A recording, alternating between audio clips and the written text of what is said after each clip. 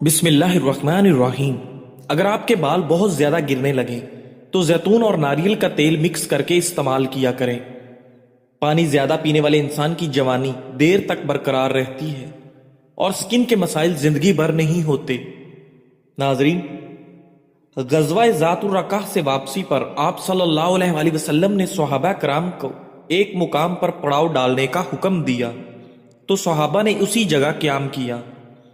گرمی کا موسم تھا، چنانچہ صحابہ کرام وادی میں ادھر ادھر پھیل کر درختوں کے نیچے لیٹ گئے، اور سفر کی وجہ سے چونکہ تھکن کے شکار تھے اس لیے جلد ہی اکثر لوگ نیند کی آغوش میں چلے گئے۔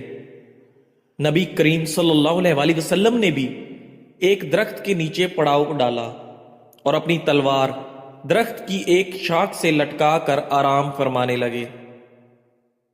ایک دیہاتی مشرک نے اپنی قوم سے کہا، تم اطمینان رکھو، میں خفیہ طریقے سے اسلامی لشکر میں داخل ہوتا ہوں اور مسلمانوں کے نبی کو معاذ اللہ قتل کر کے واپس آتا ہوں۔ وہ اپنے ناپاک عزائم کی تکمیل کے لیے نکلا۔ مسلمانوں کو علم نہ تھا کہ کوئی شخص بری نیت سے ان کی طرف آ رہا ہے۔ غورث بن حارث نامی یہ مشرک طویل عرصے سے صحابہ اور خصوصاً اللہ کے رسول صلی اللہ علیہ وآلہ وسلم کی تلاش میں تھا کہ کب اسے موقع ملے اور وہ اپنا ہدف حاصل کر لے۔ جب اللہ کے رسول صلی اللہ علیہ وآلہ وسلم سو گئے تو یہ مشرک دیہاتی آہستہ آہستہ اس درخت کی طرف بڑھا جس کے نیچے آپ صلی اللہ علیہ وآلہ وسلم آرام فرما رہے تھے۔ اس نے آ کر سب سے پہلے آپ صلی اللہ علیہ وآلہ وسلم کی لٹکی ہوئی تلوار پر قبضہ کیا، اسے میان سے باہر نکالا، فضا میں لہرایا، پھر اللہ کے رسول صلی اللہ علیہ وآلہ وسلم کے سر کے قریب تلوار اٹھا کر بلند آواز میں پکارا، اے محمد، کیا تمہیں مجھ سے ڈر لگ رہا ہے؟ قریب تھا کہ وہ آپ صلی اللہ علیہ وآلہ وسلم کو قتل کر کے بنو غطفان میں ایک بلند مقام حاصل کر لیتا، مگر اسے معلوم نہ تھا کہ اس کا واسطہ کسی عام شخص سے نہیں بلکہ اللہ تعالیٰ کے آخری رسول سے ہے، جس کی حفاظت کا وعدہ خود رب العالمین نے کر رکھا ہے۔ آپ صلی اللہ علیہ وآلہ وسلم نے پورے اعتماد اور اطمینان کے ساتھ فرمایا، بالکل بھی ڈر نہیں لگ رہا۔ دیہاتی حیران و پریشان تھا کہ تلوار تو اس کے ہاتھ میں ہے، رسول اللہ صلی اللہ علیہ وآلہ وسلم تو خالی ہاتھ ہیں، ان کے پاس اپنے دفاع کے لیے کچھ بھی نہیں، مگر پھر بھی وہ بے خوف و خطر کھڑے تھے۔ پھر دیہاتی نے کہا، آپ کو مجھ سے کون بچائے گا؟ اس کے ساتھ ہی اس نے تلوار رسول اللہ صلی اللہ علیہ وآلہ وسلم کے سر کے قریب تان لی۔ اللہ کے رسول صلی اللہ علیہ وآلہ وسلم نے کامل یقین کے ساتھ فرمایا، اللہ، میرا اللہ مجھے تم سے بچائے گا۔ اللہ کے رسول صلی اللہ علیہ وآلہ وسلم کی زبان مبارک سے جب اللہ تعالیٰ کا اسم ذات ادا ہوا تو اس کافر پر خوف و رعب طاری ہو گیا، اس کے جسم پر کپ کپی طاری ہو گئی۔ دراصل یہ آپ صلی اللہ علیہ وآلہ وسلم کا رعب تھا، جیسا کہ آپ نے ارشاد فرمایا تھا، مجھے رعب کے ساتھ مدد دی گئی ہے۔ دشمن آپ کو دیکھتا تو اس پر رعب طاری ہو جاتا۔ چنانچہ اس مشرک کے ہاتھ سے تلوار گر پڑی اور اب اسے اللہ کے رسول صلی اللہ علیہ وآلہ وسلم نے اپنے مبارک ہاتھ میں تھام لیا۔ آپ صلی اللہ علیہ وآلہ وسلم نے تلوار کو اس کی طرف بڑھایا اور پوچھا، یہ بتاؤ اب تمہیں میرے ہاتھ سے کون بچائے گا؟ مشرک کو اپنی جان کے لالے پڑ گئے۔ وہ نہ تو یہ کہہ سکتا تھا اللہ، اور نہ ہی وہ اپنے جھوٹے معبودوں کا نام لے سکا۔ وہ کانپ رہا تھا، کانپتے ہوئے کہنے لگا، کوئی بھی بچا نہیں سکتا، تلوار تو آپ کے ہاتھ میں ہے، آپ چاہیں تو مجھے قتل کر سکتے ہیں۔ ساتھ ہی کہنے لگا، آپ اگر مجھے قتل نہ کریں اور معاف کر دیں تو میں آپ سے وعدہ کرتا ہوں کہ کبھی آپ سے لڑائی نہ کروں گا۔ آپ صلی اللہ علیہ وآلہ وسلم نے فرمایا تو پھر اسلام قبول کر لو۔ وہ کہنے لگا میں اسلام قبول نہیں کرتا۔ اس انکار کے باوجود اللہ کے رسول صلی اللہ علیہ وآلہ وسلم نے اسے معاف کر دیا۔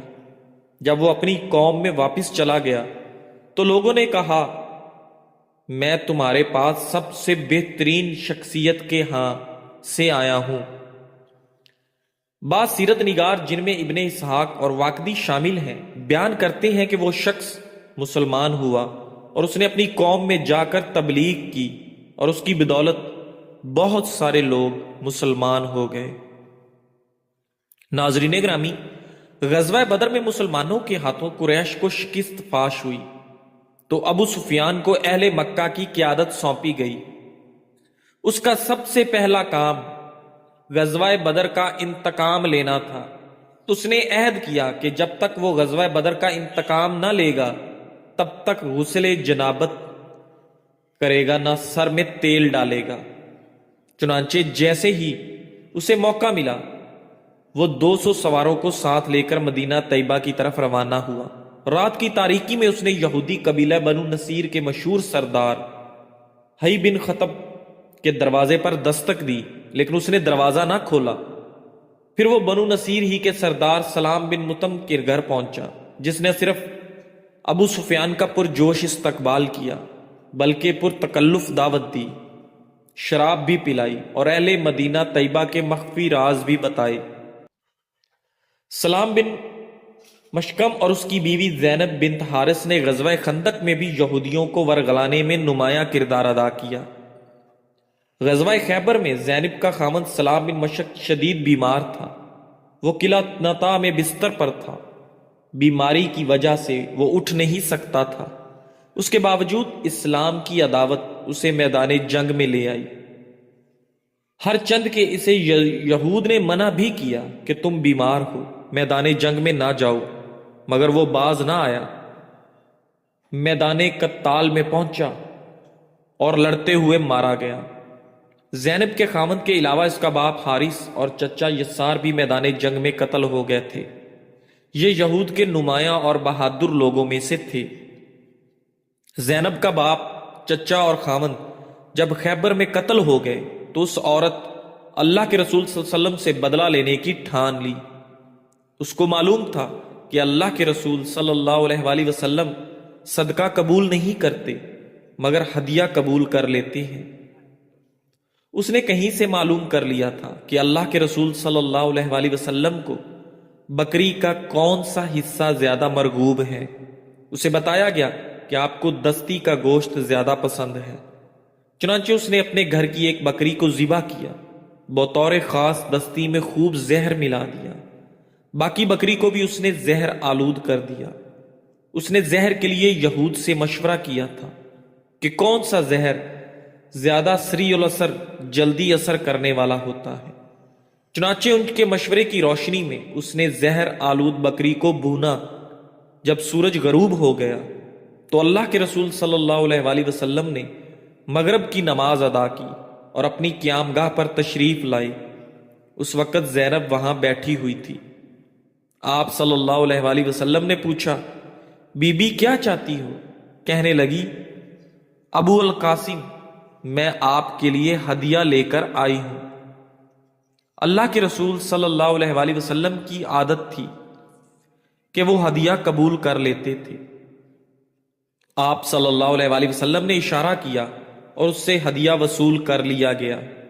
چنانچہ زہر آلود بکری کو آپ کے سامنے رکھا گیا۔ آپ نے وہاں موجود صحابہ سے بھی فرمایا کہ قریب ہو جاؤ، عشاء کا کھانا کھاتے ہیں۔ کھانا شروع ہوا۔ اللہ کے رسول صلی اللہ علیہ وآلہ وسلم نے دستی کے گوشت کو اپنے ہاتھوں میں لیا اور اس میں سے کچھ کھا لیا۔ آپ صلی اللہ علیہ وآلہ وسلم کے ساتھ سیدنا بشر بن برا رضی اللہ تعالیٰ عنہ بھی کھانے میں شریک تھے۔ انہوں نے لقمہ اٹھا کر کھا لیا۔ رسول اللہ صلی اللہ علیہ وآلہ وسلم نے جو کچھ منہ میں تھا اسے فوراً اگل دیا۔ آپ صلی اللہ علیہ وآلہ وسلم نے ارشاد فرمایا اپنے ہاتھ اٹھا لو، یہ دستی مجھے بتا رہی ہے کہ وہ زہر آلود ہے۔ یہ جرم کوئی معمولی جرم نہیں تھا، اس کے لیے پورے کنبے قبیلے کو گرفتار نہیں کیا گیا، صرف اس کی ذمہ دار خاتون زینب کو اللہ کے رسول صلی اللہ علیہ وآلہ وسلم کی خدمت میں پیش کیا گیا۔ جب اس سے پوچھا گیا کہ ایسا کیوں کیا تو وہ کہنے لگی، میں آپ کو قتل کرنا چاہتی تھی، اس لیے کہ خیبر کی جنگ میں میرا باپ، چچا اور خامند آپ لوگوں کے ہاتھوں قتل ہو گئے تھے۔ پھر کہنے لگی، میں نے ایسا اس لیے کیا کہ اگر آپ نبی برحق ہیں تو آپ کو پتہ چل جائے گا کہ اس گوشت میں زہر ہے، اور اگر آپ نبی کاذب ہیں تو لوگ آپ سے نجات پا جائیں گے۔ چونکہ آپ صلی اللہ علیہ وآلہ وسلم نے اپنی ذات کے لیے کبھی کسی سے انتقام نہیں لیا، اس لیے آپ نے کوئی تعرض نہ فرمایا۔ آپ صلی اللہ علیہ وآلہ وسلم نے اسے کچھ نہیں کہا، نہ سزا دی، بلکہ اسے معاف کر دیا۔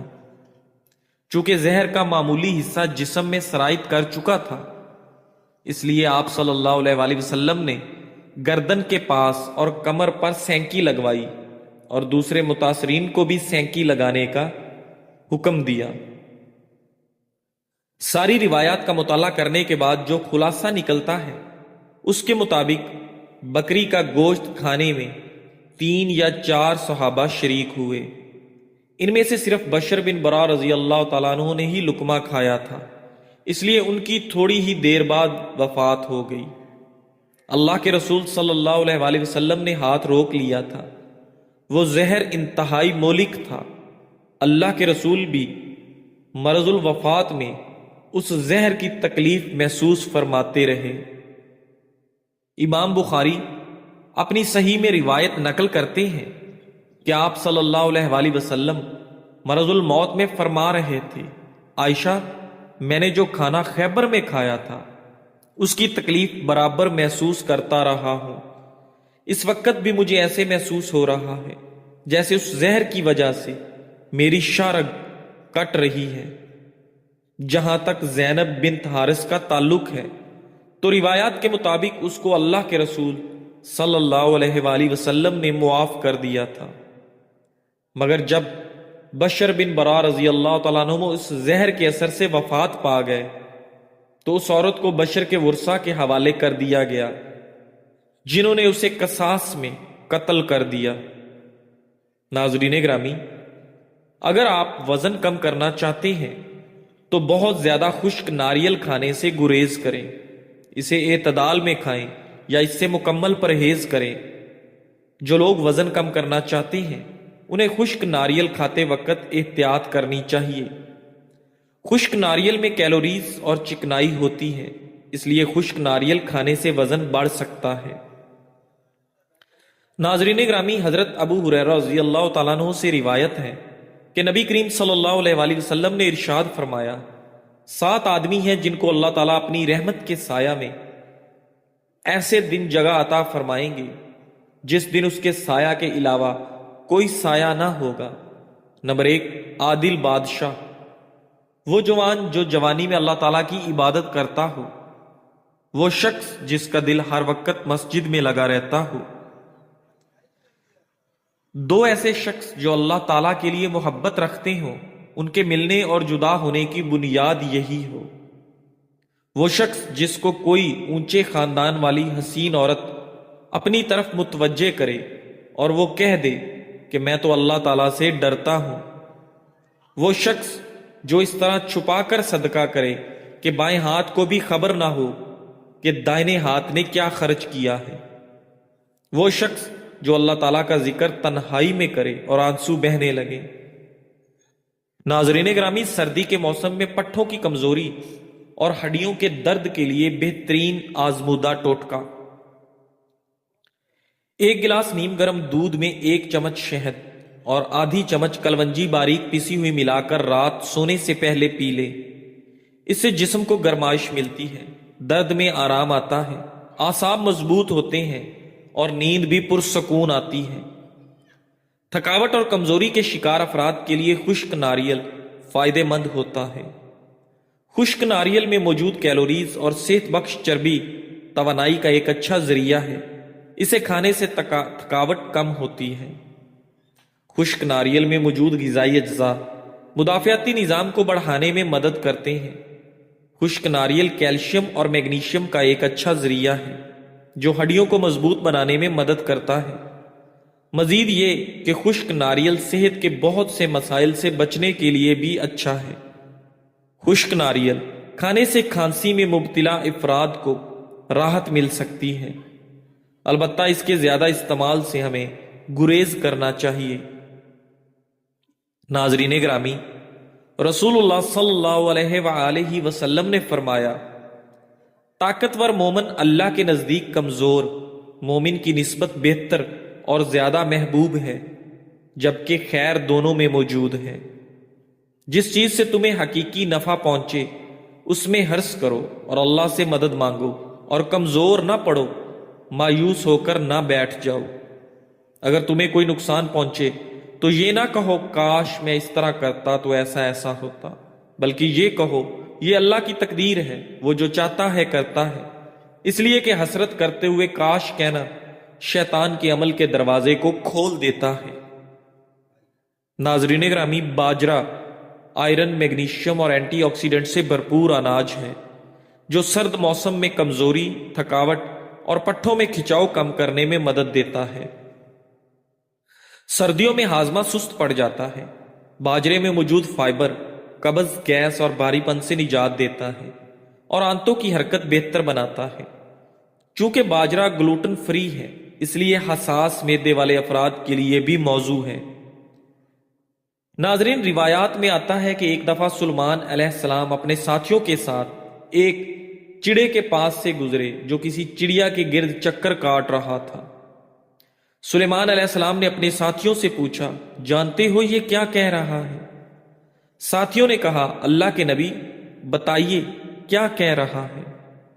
فرمایا، یہ اس چڑیا سے اپنے رشتے کی بات چلا رہا ہے اور کہہ رہا ہے مجھ سے شادی کر لو۔ دمشق کے جس بالا خانے میں کہو گی تمہیں رکھوں گا۔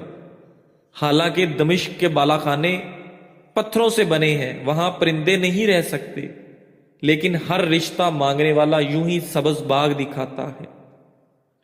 زندگی ہمیشہ ویسی نہیں ہوتی جیسی ہم چاہتے ہیں، کبھی سب کچھ ہمارے مطابق نہیں ہوتا، مگر جو زندگی ہمیں ملی ہے اسے شکر کے ساتھ قبول کرنا چاہیے۔ حالات جیسے بھی ہوں، ان میں خوبصورتی تلاش کرنا اور مسکراتے رہنا ہی زندگی ہے۔ آسمان سے صرف بارش ہوتی ہے، بارش برستی ہے، کامیابی کبھی نہیں برستی۔ کامیابی ان کے نصیب میں نہیں ہوتی جو انتظار کرتے ہیں، بلکہ کامیابی ان کے حصے میں آتی ہے جو قدم اٹھاتے ہیں اور لگاتار محنت کرتے رہتے ہیں۔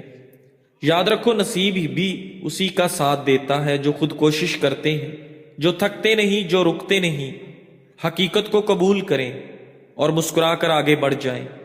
جس چیز کو آپ بدل نہیں سکتے اس سے چمٹے رہنا صرف آپ کے سکون میں رکاوٹ بنتا ہے اور کچھ نہیں۔ ناظرین، دنیا سے جانے والے مرحوم جبکہ دلوں سے جانے والے محروم ہوتے ہیں، تو کوشش کریں مرحوم بن جائیں، محروم نہ بنیں۔ جزاک اللہ۔